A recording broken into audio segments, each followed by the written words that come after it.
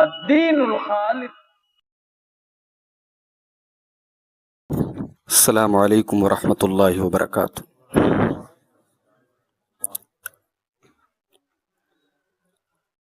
الحمد للہ نحمده ونستعینه ونستغفره ونعوذ باللہ من شرور انفسنا ومن سیئات اعمالنا من يهده الله فلا مضل له ومن يضلل فلا هادي له واشهد ان لا اله الا الله وحده لا شريك له واشهد ان محمدا عبده ورسوله يا ايها الذين آمنوا اتقوا الله حق تقاته ولا تموتن الا وانتم مسلمون. يا ايها الناس اتقوا ربكم الذي خلقكم من نفس واحدة وخلق منها زوجها وبث منهما رجالا كثيرا ونساء واتقوا الله الذي تساءلون به والأرحام ان اللہ کان علیکم رقیبا. یا ایہا الذین آمنوا اتقوا اللہ وقولوا قولا سدیدا یصلح لکم اعمالکم ویغفر لکم ذنوبکم ومن یطع اللہ ورسولہ فقد فاز فوزا عظیما. اما بعد فإن خیر الحدیث کتاب اللہ وخیر الہدی ہدی محمد صلی اللہ علیہ وسلم وشر الامور محدثاتها وکل محدثۃ بدعہ وکل بدعۃ ضلالہ وکل ضلالۃ فی النار. اعوذ باللہ من الشیطان الرجیم. بسم اللہ الرحمن الرحیم. وَمِنْ آيَاتِهِ أَنْ خَلَقَ لَكُم مِّنْ أَنفُسِكُمْ أَزْوَاجًا لِتَسْكُنُوا إِلَيْهَا وَجَعَلَ بَيْنَكُم مَّوَدَّةً وَرَحْمَةً. صدر محترم، علماء کرام، محترم بزرگوں، نوجوان ساتھیوں، پردہ نشین ماؤں اور بہنوں، پیارے بچوں، آج کے اس عظیم الشان اجلاس عام میں معاشرے کے مختلف مسائل اور معاشرے میں پائی جانے والی مختلف بیماریوں کا کیا حل ہے، سیرت النبی صلی اللہ علیہ وسلم کی روشنی میں، اس پر بات کرنے کے لیے علماء کو مختلف عنوانات دیے گئے. مجھے جو عنوان دیا گیا ہے، شادی بیاہ میں ہونے والی فضول خرچی اور میاں بیوی کے ایک دوسرے پر حقوق. میرے بھائیوں، ایک مرد اور ایک عورت جب جوان ہوتے ہیں تو اللہ تعالیٰ نے فطری طور پر ان کے اندر یہ جذبہ رکھا ہے کہ انہیں ایک دوسرے کی ضرورت ہے. ایک اٹریکشن ہے مرد کے اندر عورت کے لیے، عورت کے اندر مرد کے لیے. اسلام نے اس جذبے کو صحیح رخ دیا ہے. مرد و عورت کی اس ضرورت کو پورا کرنے کے لیے اسلام نے نکاح کے مقدس رشتے میں مرد و عورت کو باندھنے کا حکم دیا ہے. اور نکاح کے ذریعے جب یہ رشتہ وجود میں آتا ہے تو میاں بیوی کے درمیان ایک ایسی محبت اور ایک ایسا تعلق پیدا ہوتا ہے جسے دنیا کی کوئی طاقت پیدا نہیں کر سکتی. اللہ تعالیٰ نے اس رشتے کو اپنی نشانی قرار دیا ہے. سورہ روم کے اندر اللہ تعالیٰ نے فرمایا وَمِنْ آيَاتِهِ أَنْ خَلَقَ لَكُم مِّنْ أَنفُسِكُمْ أَزْوَاجًا لِتَسْكُنُوا إِلَيْهَا. میرے بندو، اللہ تعالیٰ کی بہت بڑی نشانی یہ بھی ہے کہ اس نے تمہارے لیے تمہاری بیویوں کو بنایا تاکہ تم ان سے سکون حاصل کرو. وَجَعَلَ بَيْنَكُمْ مَوَدَّةً وَرَحْمَةً, اور اللہ تعالیٰ نے میاں بیوی کے درمیان محبت اور رحمت پیدا کی ہے. یعنی غور کیجئے کہ میاں بیوی کی محبت اللہ نے پیدا کی ہے, دنیا کی کوئی طاقت یہ محبت نہیں پیدا کرتی. اسی لیے اللہ کے پیارے نبی صلی اللہ علیہ وسلم فرماتے ہیں لم یورا للمتحابین مثل النکاح, دو محبت کرنے والوں کے درمیان نکاح کے جیسی کوئی چیز نہیں ہوتی. جو محبت نکاح کے ذریعے وجود میں آتی ہے وہ پاکیزہ ہوتی ہے, وہ دائمی ہوتی ہے, وہ پائیدار ہوتی ہے, کیونکہ اس کو پیدا کرنے والا اللہ ہے. تو اسلام نے نکاح کو ایک عبادت بنا دیا. اللہ کے پیارے نبی نے اسے اپنی سنت قرار دیا. ابن ماجہ کی صحیح روایت, اللہ کے پیارے نبی فرماتے ہیں النکاح من سنتی فمن لم یعمل بسنتی فلیس منی, نکاح میری سنت ہے اور جو میری سنت پر عمل نہ کرے وہ مجھ سے نہیں ہے. بعض صحابہ نے اللہ کے نبی صلی اللہ علیہ وسلم سے اجازت طلب کی کہ میں نکاح نہ کروں, ساری زندگی ایسے گزار دوں. اللہ کے پیارے نبی نے منع کیا. بعض صحابہ کی طرف سے ایسا معاملہ آیا کہ شادی ہو گئی, بیوی کا حق نہیں ادا کر رہے ہیں, رات رات بھر عبادت کر رہے ہیں. پیارے نبی صلی اللہ علیہ وسلم نے اس پر بھی اعتراض کیا اور آپ نے فرمایا یہ میرا طریقہ نہیں ہے. ان لجسدک علیک حقا وان لزوجک علیک حقا وان لزورک علیک حقا. آپ نے فرمایا تمہارے جسم کا بھی تمہارے اوپر حق ہے, تمہارے رب کا بھی تمہارے اوپر حق ہے, تمہاری بیوی کا بھی تمہارے اوپر حق ہے. نکاح کا یہ مقدس رشتہ, اسلام کی تعلیم یہ ہے کہ اس کو اتنا آسان بنا دیا جائے کہ اس میں کوئی کسی قسم کا بوجھ نہ ہو. اللہ کے پیارے نبی صلی اللہ علیہ وسلم فرماتے خیر النکاح ایسرہ, سب سے زیادہ بہترین نکاح وہ ہے جو سب سے آسان ہو. نکاح کے رشتے میں جب رشتے کی جب پہل ہو, پیارے نبی صلی اللہ علیہ وسلم نے ہمیں اور آپ کو تعلیم دی کہ ہم دینداری کو ترجیح دیں. خوبصورتی کو, خاندان کو, دولت کو ہم سائیڈ رکھ دیں. سب سے اوپر جس کو ترجیح دینا ہے, جس کو پراتھمکتا دینا ہے, وہ دینداری ہونی چاہیے. اللہ کے پیارے نبی فرماتے ہیں تنکح المرأة لأربعین لمالها ولحسبها ولجمالها ولدینها.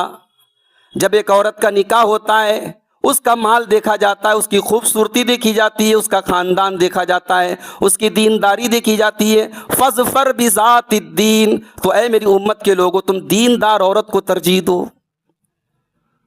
یہاں تک فرمایا اذا خطب الیکم ممن ترضون دینہ وخلقہ فزوجوہ, جب تمہارے لڑکا یا لڑکی کے لیے دیندار رشتہ آ جائے تو تم نکاح کرنے میں تاخیر نہ کرو, دیر نہ کرو. اگر تم دیر کرو گے تو کیا نتیجہ ہوگا؟ زمین میں فتنہ پھیلے گا, فساد پھیلے گا, بگاڑ پھیلے گا, بدکاری پھیلے گی, اور آج وہ پھیل رہی ہے. آج ہمارے معاشرے میں کتنی رسم و رواج ہے میرے بھائیوں. نکاح کے پہلے جب رشتہ طے ہوتا ہے ایک رسم ہوتی ہے منگنی کے نام سے, باقاعدہ دعوتیں ہوتی ہیں, بڑا اہتمام ہوتا ہے, روپیے پیسے کا لین دین ہوتا ہے, اور اب یہ تمام چیزیں اسٹیٹس سمبل بنتی چلی جا رہی ہیں. کیوں میرے بھائیوں؟ جس نبی کا ہم کلمہ پڑھتے ہیں, جس نبی سے ہم دل و جان سے زیادہ محبت کرتے ہیں, وہ پیارے نبی صلی اللہ علیہ وسلم دنیا میں رسم و رواج کو توڑنے آئے تھے. ہر وہ رسم جو معاشرے اور سماج کے لیے مضر ہو, جو انسانیت کے لیے نقصان دہ ہو, میرے نبی اس رسم کو توڑنے کے لیے آئے تھے. اللہ تعالیٰ نے سورہ اعراف میں پیارے نبی صلی اللہ علیہ وسلم کے بارے میں فرمایا وَيَضَعُ عَنْهُمْ إِسْرَهُمْ وَالْأَغْلَالَ الَّتِي كَانَتْ عَلَيْهِمْ. میرا نبی تم کو رسم و رواج کی بیڑیوں سے آزاد کرنے کے لیے, میرے نبی اس دنیا میں آئے ہیں تم کو رسم و رواج سے آزاد کرنے کے لیے, ان گندگیوں سے آزاد کرنے کے لیے. پیارے نبی صلی اللہ علیہ وسلم نے بھی مختلف نکاح کیے, آپ نے اپنی بیٹیوں کے نکاح کیے. آپ اس نکاح کی تفصیلات آپ حدیث کی کتابوں میں اور سیرت کی کتابوں میں دیکھیں, کتنی سادگی کے ساتھ وہ نکاح ہوتے تھے. عبد الرحمن ابن عوف, اللہ کے پیارے نبی کے وہ صحابی جو مدینہ آنے کے بعد تجارت کے ذریعے لاکھوں کروڑوں کماتے ہیں, اتنی سادگی کے ساتھ نکاح کرتے ہیں. کہ اللہ کے پیارے نبی کو معلوم بھی نہیں کہ انہوں نے نکاح کر لیا ہے. ان کے کپڑے کی زردی کو دیکھ کر کے پیارے نبی نے پوچھا کہ کیا تم نے نکاح کیا؟ کہا کہ ہاں یا رسول اللہ میں نے نکاح کیا. یہ نکاح ہوتے تھے اللہ کے رسول کے دور میں. آج ہمارے یہاں شادی کے پہلے، پھر شادی کے موقع پر، اور پھر شادی کے بعد رسم و رواج کی ایک لمبی لسٹ ہے. خاص طور سے لڑکیوں کے جو والدین ہوتے ہیں، ان رسم و رواج کو پورا کرتے کرتے ان کی عمریں کھپ جاتی ہیں میرے بھائی. ایک متوسط آمدنی والا انسان، ایک روزانہ کھانے کمانے والا انسان ان رسم و رواج کے لیے، ان فضول چیزوں کے لیے قرضے لیتا ہے. ناک کی بات ہوتی، عزت کی بات ہوتی، اسٹیٹس کی بات ہوتی. اللہ تعالیٰ نے جس رشتے کو اتنا آسان بنایا تھا، ہم نے آج اس کو مشکل بنا دیا. ہمارے بنارس میں ہمارے یہاں جو بنکر برادرانہ تنظیم کا ایک نظام ہے، اس نظام کے بھی بڑے فائدے ہیں. بنارس کے باہر مختلف علاقوں میں نے دیکھا اس سے بھی زیادہ برائیاں ہیں، اس سے بھی زیادہ رسمیں ہیں. لیکن ہمارے یہاں اب بہت ساری چیزیں سامنے سے نہیں ہو رہی ہیں، بیک ڈور سے ہو رہی ہیں. یہ طے کر دیا گیا صاحب 5 برتن دینا ہے. 5 برتن کون دیتا ہے بھائی؟ دنیا بھر کی چیزیں دی جاتی ہیں. اللہ کے نبی اور قرآن و سنت کی تعلیم میں کیا کوئی ایسی تعلیم ہے کہ بیٹی کے باپ کے اوپر کسی قسم کا بوجھ ڈالا جائے؟ جہیز نام کی کوئی چیز ہے شریعت کے اندر؟ ہمارے علماء بیٹھے ہیں، آپ ان سے پوچھیں. حدیث کی کتابوں میں کہیں جہیز کا چیپٹر ہے؟ اللہ کے پیارے نبی نے اپنی سب سے لاڈلی اور سب سے چھوٹی بیٹی حضرت فاطمہ زہرا رضی اللہ تعالی عنہا کا جب نکاح کیا، مسند احمد کی روایت ملتی ہے، جہز رسول اللہ صلی اللہ علیہ وسلم فاطمہ فی خمیل وقربۃ ووسادۃ ادم حشوھا لیف. اللہ کے نبی نے اپنی بیٹی کو نکاح کے موقع پر چند ضرورت کی چیزیں دی. ایک چادر دی، ایک مشکیزہ دیا، ایک تکیہ دیا جس میں اسکر گھاس بری تھی.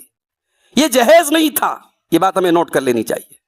اگر جہیز ہوتا اللہ کے پیارے نبی اپنی تمام بیٹیوں کو جہیز دیتے.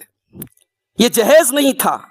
چونکہ اللہ کے پیارے نبی حضرت فاطمہ کے والد اور حضرت علی کے بھی گارجین تھے.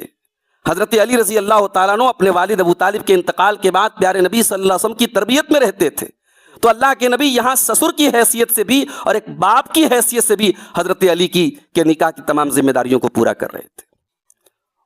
تو یہاں پر ہم اس کو دلیل نہ بنائیں، ورنہ اللہ کے پیارے نبی نے حضرت زینب، حضرت رقیہ، حضرت ام کلثوم کے نکاح میں کب جہیز دیا میرے بھائیوں؟ ہمارے یہاں بارات کا سسٹم ہے. یہ بارات خالص عجمی لفظ ہے، یہ ہندی کا لفظ ہے. اسلام میں قرآن و سنت میں کہیں بارات کا تصور نہیں ہے. ہمارے یہاں بارات ایک دم لازم اس کو بنا لیا گیا. اور ان سب چیزوں کا نتیجہ یہ نکلا کہ بیٹی کا جو باپ ہے وہ بیچارہ مختلف ان رسموں کے بوجھ تلے دب گیا. آج بیٹیاں بوجھ مانی جاتی ہیں معاشرے میں. بیٹیوں کا باپ وقت کے پہلے بوڑھا ہو جاتا ہے. کیوں؟ کیونکہ ہم نے جہیز کی، بارات کی، اور اس کے بعد شادی کے بعد جب بچے ہوتے ہیں، دیکھا ہوا ہے، بیوہ ہے، فلاں ہے، فلاں ہے. ان فضول رسموں کی وجہ سے آج میرے بھائیوں زندگی اجیرن بن چکی ہے.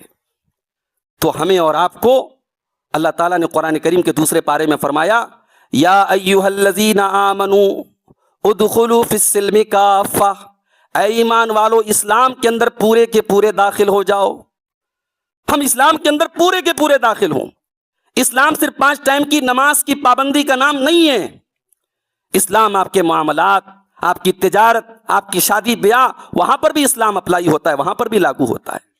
ہمارے چہرے پر داڑھی ہے، ہمارے ماتھوں پر سجدے کا نشان ہے، ہمارے گھر میں دینداری ہے، اور ہمارے گھر میں یہ تمام رسمیں نبھائی جا رہی ہیں میرے بھائیوں. اور ہمارے منہ میں زبان نہیں ہے کہ ہم ان رسموں پر چوں اور چلا کر سکیں. نکاح کو آسان کرو، تبھی اس نکاح کے اندر برکت پیدا ہوگی میرے پیارے ساتھیوں. ہمارے موضوع کا دوسرا جو پہلو ہے، میاں بیوی کے ایک دوسرے پر کیا حقوق ہیں. حقوق کی اگر ہم بات کریں تو سب سے پہلے شوہر کے اگر ہم حقوق کی بات کریں تو شوہر کا بنیادی حق بیوی کے اوپر یہ ہے کہ بیوی اپنے شوہر کی جنسی ضروریات کو پورا کرے، جو نکاح کا ایک بنیادی مقصد ہے. اللہ کے پیارے نبی صلی اللہ علیہ وسلم فرمایا، اذا دعا الرجل امرأته الى فراشه فابت ان تجیء الیہ، اگر شوہر اپنی بیوی کو اپنی ضرورت کی تکمیل کے لیے بلائے اور بیوی انکار کر دے، لعنتھا الملائکۃ حتی تصبح، صبح تک فرشتے اس کے اوپر لعنت کرتے ہیں. اور یہ معاملہ اتنا سینسٹیو ہے کہ اگر شوہر گھر میں موجود ہے تو بیوی کو نفل روزہ بھی شوہر کی اجازت کے بغیر رکھنے کی اجازت نہیں ہے۔ اللہ کے پیارے نبی صلی اللہ علیہ وسلم فرمایا لا يحل لامرأة ان تصوم وزوجها شاہد، شوہر موجود ہے تو نفلی روزہ شوہر کی اجازت کے بغیر بیوی نہ رکھے۔ یہ شوہر کا سب سے پہلا اور بنیادی حق نکاح کے بعد۔ اس کے بعد بیوی کی یہ ذمہ داری ہے کہ جو گھر گرستی ہے، گھر گرستی میں اللہ تعالیٰ نے شوہر کو عورت کا نگراں اور ذمہ دار بنایا ہے، کیونکہ کما کے لاتا ہے مرد، اس کو بیوی کو کھلانا پلانا پہنانا یہ شوہر کی ذمہ داری ہے۔ تو اس وجہ سے اللہ تعالیٰ نے گھر کی اس یونٹ کا ہیڈ بنایا ہے مرد کو، تو عورت کو چاہیے کہ اپنے شوہر کی اطاعت کرے۔ اللہ کے پیارے نبی صلی اللہ علیہ وسلم فرماتے ہیں، مسند احمد کی صحیح روایت ہے، اذا صلت المرأة خمسها وصامت شهرها واطاعت زوجها وحفظت فرجها دخلت من ای ابواب الجنت شاءت، جب عورت 5 ٹائم کی نماز کی پابندی کرے، رمضان کا روزہ رکھے، شوہر کی اطاعت کرے اور اپنی آبرو کی حفاظت کرے، وہ قیامت کے دن اللہ تعالیٰ کی طرف سے اس کو اختیار دیا جائے گا، وہ جنت کے جس دروازے سے چاہے داخل ہو جائے۔ شوہر کی اطاعت یہ بہت بڑا حق ہے بیوی کے اوپر شوہر کا۔ اسی طریقے سے ایک اور حق ہے شوہر کا کہ بیوی شوہر کے ناپسندیدہ شخص کو گھر میں آنے نہ دے۔ اگر شوہر نے کہہ دیا فلاں شخص کو گھر میں انٹری نہیں ملنی چاہیے تو نہیں ملنی چاہیے۔ اللہ کے پیارے نبی صلی اللہ علیہ وسلم نے حجۃ الوداع کے موقع پر اپنے آخری خطبے میں جو تعلیمات دی تھی اس میں ایک تعلیم یہ بھی تھی، وَلَكُمْ عَلَيْهِنَّ أَن لَا يُؤْتِينَ فُرُوشَكُمْ أَحَدًا مِمَّن تَكْرَهُونَهُ، کہ اے لوگو تمہاری بیویوں کے اوپر تمہارا یہ حق ہے کہ وہ تمہارے بستر پر کسی ایسے انسان کو نہ آنے دے، تمہارے گھر میں کسی ایسے انسان کو نہ آنے دے جس کو تم ناپسند کرتے ہو۔ پیارے نبی صلی اللہ علیہ وسلم سے پوچھا گیا کہ اے اللہ کے نبی کون سی بیوی سب سے بہتر ہے، ای النساء خیر، کون سی عورت سب سے اچھی ہے؟ پیارے نبی صلی اللہ علیہ وسلم نے فرمایا التی تسرہ اذا نظر، شوہر دیکھے تو خوش ہو جائے، شوہر دیکھے تو خوش ہو جائے، وَتُطِيعُهُ اذا امر، شوہر کوئی حکم دے تو بیوی اس کی بات مانے، وَلَا تُخَالِفُهُ فِي نَفْسِهَا وَمَالِهِ بِمَا يَكْرَهُ، اور اپنی عزت کے معاملے میں اور شوہر کے مال کے معاملے میں کوئی ایسا کام نہ کرے جو شوہر کو ناگوار گزرے۔ یہ بیوی کے اوپر شوہر کا حق ہے۔ اب اس کے اپوزٹ شوہر کے اوپر بیوی کا کیا حق ہے؟ تو اللہ تعالیٰ نے ایک لفظ میں وہ حق بیان کر دیا۔ اللہ نے فرمایا سورہ نساء کے اندر وَعَاشِرُوهُنَّ بِالْمَعْرُوفِ، اپنی بیویوں کے ساتھ اچھا سلوک کرو، بھلائی کے ساتھ ان کو رکھو۔ بیوی کے جائز جو شوق ہیں، جو ارمان ہیں، جو ضروریات ہیں، وہ شوہر کی ذمہ داری ہے کہ ان کو پورا کرے۔ یہ ایک طرفہ رشتہ نہیں ہے، یہ ایک طرفہ رشتہ نہیں کہ بیوی شوہر کی خدمت کرے اور شوہر بیوی کو جو ہے غلام سمجھے، اس کو لونڈی سمجھے، نہیں میرے بھائی۔ اللہ تعالیٰ نے سورہ بقرہ میں فرمایا وَلَهُنَّ مِثْلُ الَّذِي عَلَيْهِنَّ بِالْمَعْرُوفِ، عورتوں کو بھی وہ تمام حقوق حاصل ہیں جو شوہر کو حاصل ہیں۔ جس طریقے سے شوہر کے اوپر بیوی کے اوپر شوہر کے حقوق ہیں، اسی طریقے سے بیوی کے حقوق بھی شوہر کے اوپر ہیں۔ اللہ کے پیارے نبی صلی اللہ علیہ وسلم کی سیرت ہمارے لیے اس معاملے میں مشعل راہ ہے۔ آپ کی مختلف بیویاں ہیں اور آپ نے اپنی تمام بیویوں کے ساتھ حسن سلوک کی مثال قائم کی۔ بھئی اللہ کے نبی سے زیادہ بزی اور آپ سے زیادہ مصروف اور آپ سے زیادہ سنجیدہ انسان کون ہو سکتا ہے؟ مگر اپنی تمام مصروفیات کے باوجود، اپنی تمام سنجیدگی کے باوجود پیارے نبی صلی اللہ علیہ وسلم اپنی بیویوں کے ساتھ ہنسی مذاق بھی کرتے تھے، ان کے ساتھ تفریح بھی کرتے تھے اور ان کے تمام حقوق ادا کرتے تھے۔ اور آپ نے اپنی امت کو تعلیم دی خیرکم خیرکم لأہلہ وانا خیرکم لأہلی، تم میں سب سے بہترین انسان وہ ہے جو اپنی فیملی کے لیے اچھا ہو، اپنے پریوار کے لیے اچھا ہو، اور میں تم میں سب سے بہتر ہوں اپنی فیملی کے لیے، اپنے پریوار کے لیے۔ تو شوہر کے اوپر یہ بہت بڑا حق ہے بیوی کا۔ اسی طریقے سے شوہر کے اوپر یہ بھی حق ہے کہ وہ بیوی کے روٹی کپڑا مکان نان و نفقہ اور اس کے کپڑے کا معقول انتظام کرے۔ پیارے نبی صلی اللہ علیہ وسلم نے حجۃ الوداع کے اس خطبے میں یہ بھی کہا تھا ایھا الناس اتقوا اللہ فی نسائکم، اے لوگوں اپنی عورتوں کے بارے میں اللہ سے ڈرو، فإنکم اخذتموہن بامانۃ اللہ، تم نے جب نکاح کیا تھا، مولوی صاحب نے اللہ کا کلام پڑھ کے تمہاری بیوی کو تمہارے لیے حلال کیا تھا، تو تم نے اللہ کی امان میں اپنی بیویوں کو لیا تھا، اللہ کے نام سے تم نے ان کو اپنے نکاح میں لیا تھا. وَاسْتَحْلَلْتُمْ فُرُوجَهُنَّ بِكَلِمَةِ اللَّهِ, اور اللہ کے کلمے کی بنیاد پر تمہاری بیوی تمہارے لیے حلال ہوئی تھی. کل تک جس عورت کو دیکھنا حرام تھا آج وہ سر سے پیر تک تمہارے لیے حلال ہو گئی اللہ کے کلمے کی بنیاد پر.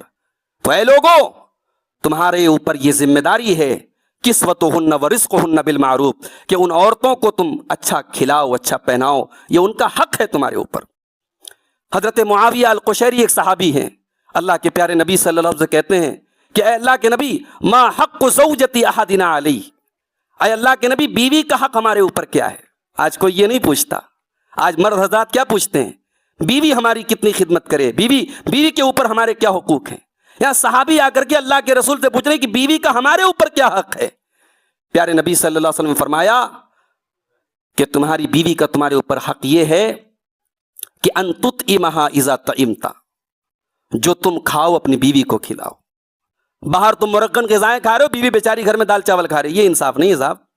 جو تم کھا رہے ہو بیوی کو کھلاؤ. وَتَقْسُوهَا اِذَا اكْتَسَيْتَ, اور جس معیار اور جس اسٹینڈرڈ کا کپڑا تم پہنتے ہو اسی معیار کا اور اس سے بہتر اپنی بیوی کو پہناؤ. وَلَا تَضْرِبِ الْوَجْهَ, اور کبھی اگر غصہ آ جائے اور بیوی بدتمیزی کر دے, بدزبانی کر دے, ناراض ہو جاؤ تم, تو کبھی غصے میں اس کے چہرے پر ہاتھ مت اٹھانا. وَلَا تُقَبِّ, اور کبھی گالی گلوچ مت کرو. وَلَا تَحْجُرْ إِلَّا فِي الْبَيْتِ, اور کبھی ناراضگی ہو جائے تو یہ ناراضگی گھر کے باہر نہ جائے. بیوی سے اگر غصہ ہو, ناراض ہو, تو گھر کے اندر کا معاملہ گھر کے اندر ہی رہے, گھر کے باہر نہ جائے. یہ بیوی کا حق ہے ہمارے اور آپ کے اوپر میرے بھائیوں. اور آخر میں یہ کہنا چاہوں گا کہ یہ جو رشتہ ہے میاں بیوی کا, یہ قانون سے نہیں چلتا میرے بھائی. یہ شریعت میں ہم یہ سوچے کہ ہمارے لیے کیا قانون ہے, بیوی کے لیے کیا قانون ہے, یہ رشتہ قانون سے نہیں چلتا ہے.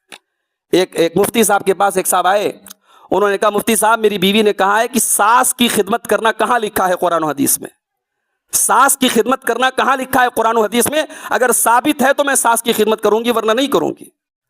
تو مفتی صاحب نے کہا جا کر اپنی بیوی سے کہو کہ کہاں لکھا ہے کہ 5,000 کا تم کو وہ لہنگا اور کپڑا لا کر کے دے, کہاں لکھا ہے کہ تم کو شاپنگ مال میں ہزاروں کی اور لاکھوں کی جو ہے تم کو شاپنگ کرائے. تو یہ رشتہ جو ہے یہ قانون سے نہیں چلتا ہے. بیوی اگر یہ کہتی ہے کہ میں ساس کی خدمت نہیں کروں گی, میں گھر کے کام نہیں کروں گی, اور یہ چیز میرے اوپر واجب نہیں ہے اور یہ چیز میرے اوپر واجب نہیں ہے, تیرے اوپر یہ واجب ہے کہ تو شوہر کو خوش رکھے, اور شوہر کی خوشی میں یہ چیز شامل ہے کہ تو شوہر کی ماں کی بھی خدمت کرے. اب یہ الگ بات ہے کہ تالی دونوں ہاتھ سے بجتی ہے. ساس اگر یہ چاہتی ہے کہ میری بہو مجھ کو ماں کا درجہ دے تو اس کو بھی چاہیے کہ اپنی بہو کو بیٹی کا درجہ دے. معیار الگ الگ نہ ہو, اسٹینڈرڈ الگ الگ نہ ہو. تو میرے بھائیوں یہ رشتہ جو ہے نا میاں بیوی کا, یہ قانون سے نہیں چلتا, محبت سے چلتا ہے, ایک دوسرے کو سمجھنے سے چلتا ہے. پیارے نبی صلی اللہ علیہ وسلم نے ایک حدیث میں بڑی پیاری بات ارشاد فرمائی, اس بات کو یاد کر لو, انشاءاللہ کبھی آپ کے گھر میں جھگڑا نہیں ہوگا. کیا فرمایا اللہ کے پیارے نبی نے, لا یفرق مؤمن مؤمنۃ, فرمایا کوئی مومن اپنی بیوی سے جدا نہ ہو, ان کرہ منہا خلقا رضی منہا آخر, اگر بیوی کی کوئی بات بری لگتی ہے تو ضرور کوئی نہ کوئی بات اچھی لگتی ہوگی. بھائی انسان ہے, کھانا خراب پکاتی ہے تو کپڑا تو اچھا دھلتی ہے نا, بچوں کی تربیت تو اچھی کرتی ہے نا. اگر اس کی ایک خرابی کو لے کر کے تمہارے دل میں اس کے لیے نفرت آ گئی تو اس کی ان سینکڑوں خوبیوں کو یاد کرو جو اس کے اندر موجود ہیں, اور ان خوبیوں کو یاد کر کے اس کی خامیوں کو تم بھول جاؤ. یہ نسخہ ہے. اور اللہ تعالیٰ نے سورہ نساء کے اندر فرمایا واللاتی تخافون نشوزہن فعظوہن, اگر تمہاری بیویاں تمہارے ساتھ بدتمیزی کریں, تمہاری بات نہ مانیں, تو پہلا اسٹیپ یہ ہے کہ ان کو سمجھاؤ, انہیں نصیحت کرو. ہمارے یہاں معاف کیجئے گا, ہمارے یہاں جو طلاق کے معاملات ہوتے ہیں, ہمارے مفتی صاحب بیٹھے ہوئے ہیں, ان کے پاس بہت سارے کیس آتے ہوں گے. طلاق کے بہت سارے کیس میں ہمیں اور آپ کو یہ ماننا پڑے گا کہ مرد کی طرف سے زیادتی ہوتی ہے. ہمارا معاشرہ کہیں نہ کہیں ہم نے عورتوں کو جو اسلام نے, شریعت نے جو حقوق دیے ہیں, ہم نے ان حقوق کو انہیں دینے میں کوتاہی سے کام لیا ہے. طلاق کے بہت سارے معاملات میں مرد کی طرف سے زیادتی ہوتی ہے, اور جب عورت کو طلاق ہو جاتی ہے تو ظاہر ہے وہ ایک داغ ہو جاتا ہے, اور پھر اس عورت کی ساری زندگی جو ہے وہ مصیبت بن جاتی ہے. اللہ تعالیٰ نے طلاق کے پہلے بہت لمبا چوڑا پروسیس رکھا ہے. طلاق کوئی کھیل نہیں ہے, طلاق ایک آپشن ہے کہ جب نباہ مشکل ہو جائے تب طلاق دینا ہے. یہاں کہا گیا کہ بیوی اگر تمہاری بات نہیں مان رہی ہے, بدتمیزی کر رہی ہے, شرارت کر رہی ہے, تو پہلا اسٹیپ یہ اسے سمجھاؤ, فعظوہن, اسے سمجھاؤ. اس کے بعد ہے وَاحْجُرُوهُنَّ فِي الْمَضَاجِعِ، بستر الگ کر دو، ایک بستر پہ سونا بند کر دو۔ اس سے بھی کام نہ چلے تو فرمایا وَاضْرِبُوهُنَّ، ہلکی مار مار سکتے ہو۔ یہ تیسرا اسٹیپ ہے، آخری اسٹیپ ہے۔ پہلے سمجھاؤ، پھر بستر الگ کرو، اس سے بھی بات نہ بنے تو اس کے اوپر ہلکی مار مار سکتے ہو۔ فَإِنْ أَطَعْنَكُمْ فَلَا تَبْغُوا عَلَيْهِنَّ سَبِيلًا، اور اگر بیوی اتنے پر مان جائے تو تم اپنے آپ کو بہت بڑے مت سمجھو، تم زیادتی نہ کرو۔ ان اللہ کان علیا کبیرا، بے شک اللہ بہت بلند ہے، بہت بڑا ہے۔ علماء کہتے ہیں یہاں اللہ تعالیٰ نے اپنی بزرگی اور اپنی بلندی کی صفت یہ بیان کر کے یہ اشارہ دیا ہے کہ اے مردو، تمہارے دماغ میں کہیں یہ بات نہ بیٹھ جائے کہ میں تو قوام ہوں، میں تو گھر کا نگراں ہوں، میں بیوی کے اوپر ظلم و ستم کر سکتا ہوں۔ اگر تم نے اپنی بیوی پر ظلم کیا تو وہ ذات موجود ہے جو تمہارے ظلم پر تمہاری پکڑ کرے گی، جو سب سے بڑی ہے، سب سے بلند ہے، اس ذات سے ڈرو۔ تو میرے عزیز بھائیوں، میرے بزرگوں، زوجین کے حقوق کے تعلق سے یہ چند باتیں میں نے آپ کے سامنے رکھی ہیں۔ آخر میں یہ عرض کروں گا کہ آج کا یہ پروگرام جس میں مختلف سماجی اور معاشرتی موضوعات پر علماء کرام کو دعوت دی گئی، یہ پروگرام صرف سننے کے لیے نہیں ہے، ہم ان کو عملی جامہ بھی پہنائیں۔ شادی بیاہ میں جو فضول خرچیاں ہو رہی ہیں، ہمارا جو امیر طبقہ ہے وہ پہل کرے اور کوشش کرے کہ ہمارا نکاح سادگی کے ساتھ ہو، کوشش کرے اجتماعی نکاح ہو۔ اور آج جس امت کے بچے پڑھائی کے بغیر، کتنے ٹیلنٹڈ بچے پڑھائی سے محروم ہیں۔ کورونا کے دور میں ہم نے دیکھا کتنے مریض علاج کے ابھاؤ میں مر گئے۔ جس قوم کے اندر علاج کی قلت ہو اور ہاسپٹل کم ہو، تعلیم گاہیں کم ہو، آج اس امت کے عمراء اور اس امت کے مالدار لوگ شادی بیاہ کی فضول رسموں کے نام پہ لاکھوں کروڑوں خرچ کر دیں۔ شرم آنی چاہیے میرے بھائیوں۔ ہم نکاح کو سادہ بنائیں، آسان بنائیں۔ اللہ تعالیٰ سے دعا ہے رب العالمین ہم سب کو اس کی توفیق عطا فرمائے۔ پیارے نبی صلی اللہ علیہ وسلم کے طریقے پر مرتے دم تک ہم سب کو چلنے کی توفیق عطا فرمائے، جب تک دنیا میں زندہ رہیں، اسلام پر زندہ رہیں، اور خاتمہ ہم سب کا ایمان پر ہو۔ آمین۔ وآخر دعوانا ان الحمد للہ رب العالمین، والسلام علیکم ورحمۃ اللہ وبرکاتہ۔